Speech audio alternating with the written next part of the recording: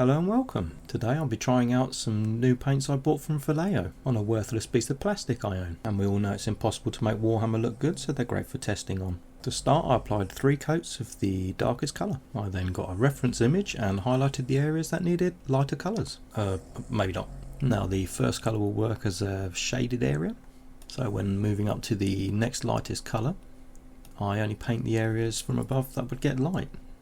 I could have used the zenithal highlight to make things easier, but instead I'll just keep pointing the head towards me so I can look directly down to figure out where all the lighter areas would be. As I'm useless at painting skin, I'm really only using this as an exercise to see what the paints will come out like, to help me work out what I actually need for the models I really care for.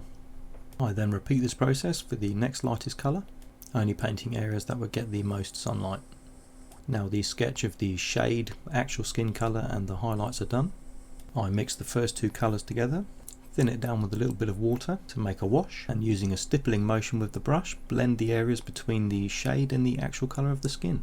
This step is then repeated with the last 2 colours, blending the actual skin colour with the highlight colour, so it's a nice smooth gradient between shade all the way through to the highlight, with no real visible steps or jumps in colour. The lightest colour of the 4 paints is used for the extreme highlighting.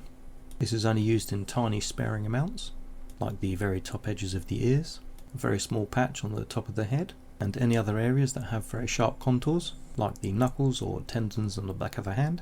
The next brush I use is my little needlepoint brush to start working on the very small details. Because the brush can't hold any water, the paint dries out quickly, so you have to work fast.